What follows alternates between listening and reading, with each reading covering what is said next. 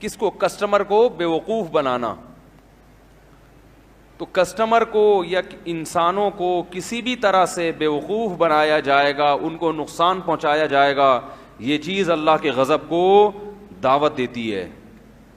بہت غصہ آتا ہے اللہ کو کہ تمہارے ساتھ کوئی اگر ایسا کرے تو تمہیں غصہ آئے گا کہ نہیں آئے گا. اور ایک تو جرم, اوپر سے اس کو کمال سمجھتے ہیں, یعنی چوری اور اوپر سے سینہ زوری. تو بہت ہے, آپ بعض علاقوں میں جائیں وہاں کے تو مشہور ہیں ٹھگ, ہر آدمی دوسرے کو بیوقوف بنا رہا ہے. اب آپ یہ جو ٹریول ایجنسیاں ہیں نا جو حج اور عمرے پہ لے کے جاتی ہیں, زیادہ تر کی بات کر رہا ہوں, آپ کو یہاں سرخاب کے پر دکھائیں گے, یہ ملے گا, یہ ملے گا, یہ ملے گا. آپ نے پیسے جمع کرائے, جب آپ وہاں گئے آپ کو وہ سہولتیں نہیں مل رہی, آپ لڑتے ہیں, تو آپ کو کیا کہتے ہیں کہ حاجی کے لیے اور عمرہ کرنے والے کے لیے غصہ حرام ہے. فلا رفث ولا فسوق ولا جدال فی الحج, حج عمرے میں غصہ نہیں ہے. یہ جہنم میں انشاءاللہ الٹے لٹکے ہوئے ہوں گے. اللہ کی رحمت سے پوری امید ہے کہ تم ان لوگوں کے ساتھ زیادتی کر رہے ہو جن کو حج عمرے پہ لے کے جا رہے ہو, اور تمہیں بھی تو اللہ نے کہا ہے کہ معاملات میں دو نمبری مت کرو. اور یاد رکھو کبھی اگر فری میں عمرہ کا کوئی پیکج آئے نا تو اللہ کا واسطہ کبھی نہ کرنا. قرآن دازی میں نام آ جاتا ہے نا فری میں, وہ کبھی وہ فری نہیں ہوتا. یہاں بھی حرام خور جھوٹ بولتے ہیں. میرا نام آ چکا ہے ایک دفعہ فری میں, تو ٹھیک ٹھاک میرا خرچہ ہو گیا تھا, ٹھیک ٹھاک. لچوڑتے ہی رہتے ہیں, اتنے پیسے رہ گئے, اتنے پیسے. بھائی فری کس بات کا ہے؟ اصل میں وہ تو بس یہ چیز فری تھی. تو کمبختوں پہلے بتاتے نا یہ چیز فری تھی, اس پہ فری کا لیبل کیوں لگایا آپ نے؟ یہ سب حرام خوریاں ہیں. کسی کا مال اس کی مکمل طیب خاطر کے بغیر آپ کے لیے لینا جائز, بولو بھائی, نہیں ہے. کلیئر بات کیوں نہیں کرتے بھائی؟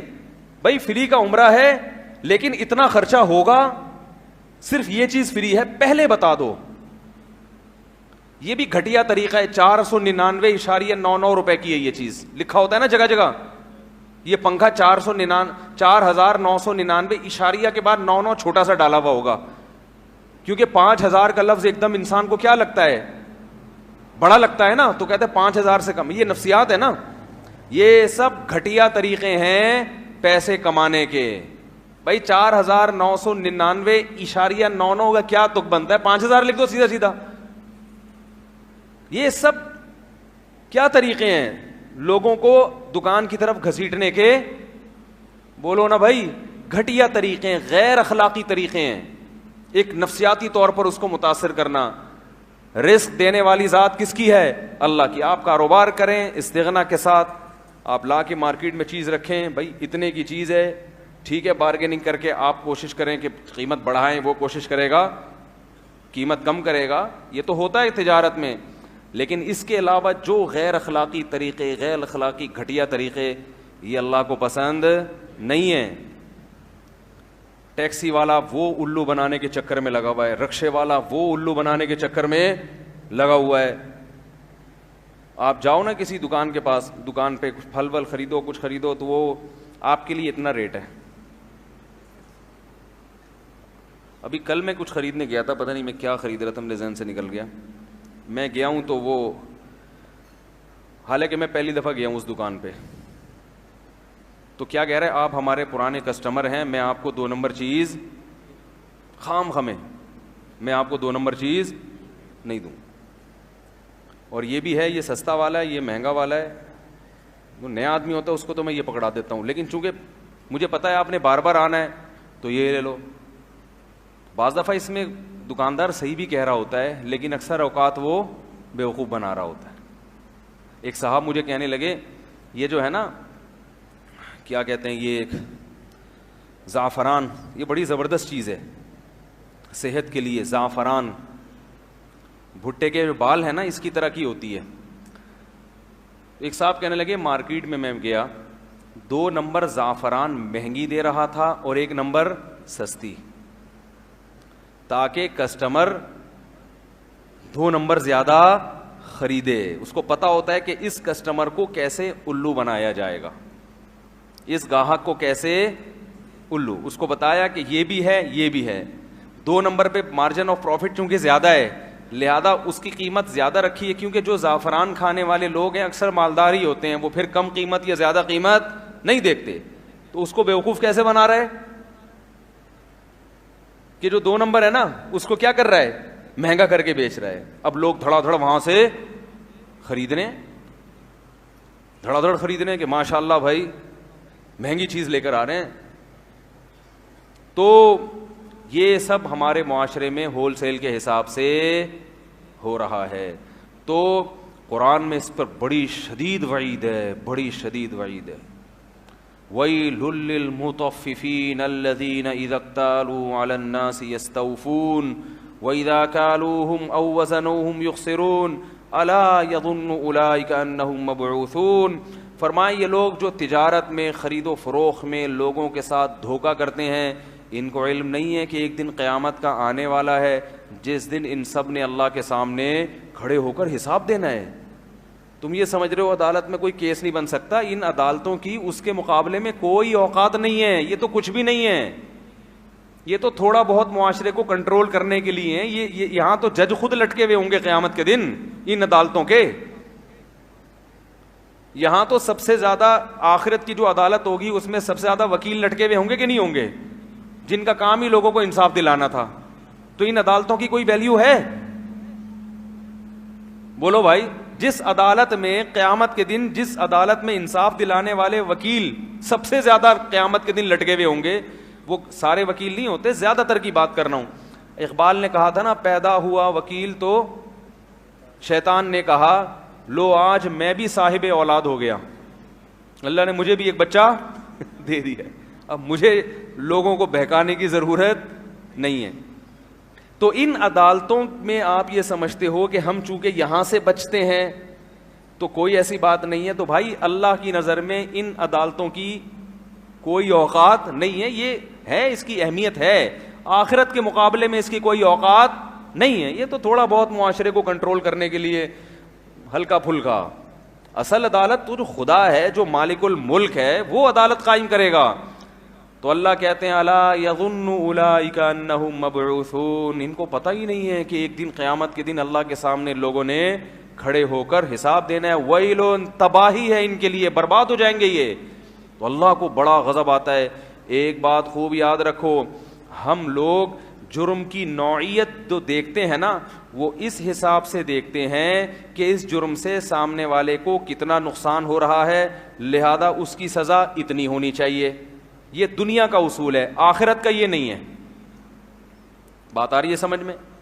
مثال کے طور پر ہم نے کسی کو ٹھگا, بیوقوف بنایا, ₹1,00,000 کی چیز اس کو جاپان کی, میڈ ان جاپان کہہ کے 1.5 لاکھ کی بھیج دی, 50,000 کا بیوقوف بنایا نا ہم نے اس کو. تو دنیا میں جب کیس چلے گا تو سزا کتنی ہوگی؟ 50,000 کا جرمانہ آئے گا. بھائی آپ نے جھوٹ کتنا بولا ہے؟ 50. لیکن آخرت میں ایسا نہیں ہے. آخرت میں ایسا, اللہ تعالیٰ کے ہاں جو کیس چلے گا وہ کسی اور حساب سے چلے گا کہ تو نے کسی کو دھوکہ کیوں دیا.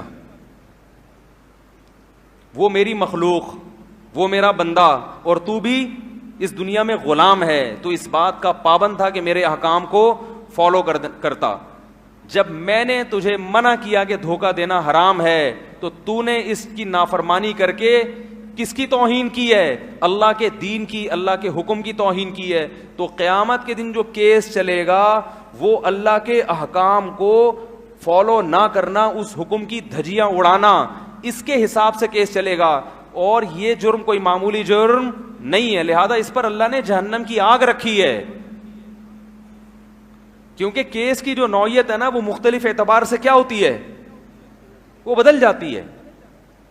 آپ اپنے باپ کو منع کر دیں کہ میں آپ کی خدمت نہیں کروں گا, اور آپ ایک دوسرے آدمی کو منع, باس کو منع کر دیں, تو جرم تو ایک ہی جیسا ہے مگر دونوں کی نوعیت میں فرق. ایک باپ کی نافرمانی کہلائے گی اور ایک باس کی نافرمانی کہلائے گی.